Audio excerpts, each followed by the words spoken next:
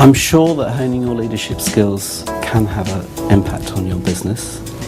I also believe very passionately that there's a lot of leadership skills can be taught.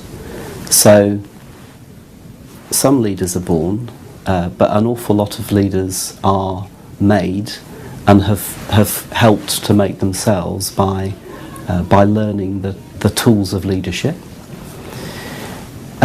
I think that's very clear, that's common ground. I think what's much more difficult is to decide what good leadership is, and there are as many opinions about that as there are people available to offer opinions. There's this concept of situational leadership, that what's good leadership in one context is bad leadership in another context. And that's probably right. I mean, I can think of a story about a guy who led a professional services firm, a successful organisation that was taken into a merger. The merger was difficult, as mergers often are.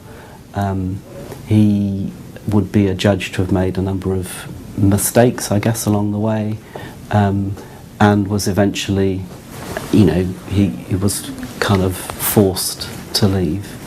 Went on to a different organisation, a company that had done a lot of acquisitions, but hadn't really assimilated the stuff that had been done, needed to get back to its core business, needed a tough leader who was prepared to make some difficult decisions and do quite a lot of cost cutting.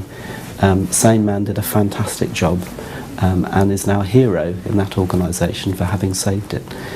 So that's probably an answer of situational leadership. The right skills in the right place works. The wrong skills in the right place doesn't work, or the right skills in the wrong place, depending on which way you look at it. I think a great leader is somebody who has situational awareness, contextual awareness, either is able to flex their style to the context, or knows their style so well that they recognise when the time comes that actually it's for them to move on somewhere else and find somewhere where the context is a better fit for the kind of skills that they've got.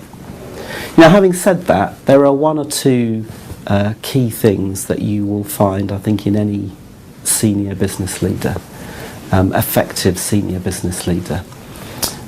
Communication skills are extremely important.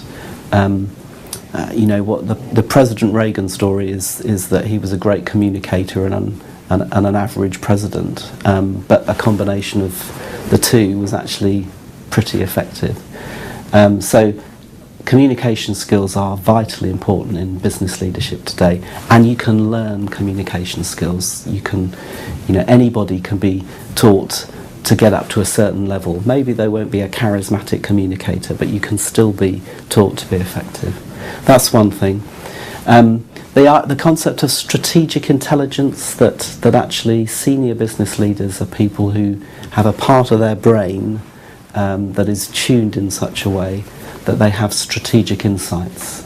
They're not just tacticians sort of stuck down in the hurly-burly, but they're able to stand back, have a view of the future, have a view of what's going on in the market, and bring some strategic intelligence to bear. That's probably a common characteristic that you find across the place. But when you get onto the personal characteristics, it's more difficult. You will find great leaders who are very autocratic, and have a strong sort of narcissistic streak. You will find other great leaders who are very humble and very self-effacing, and very democratic in the way that they do things. I think it's very situational. One thing will work well in one company, one thing will work well in a different company.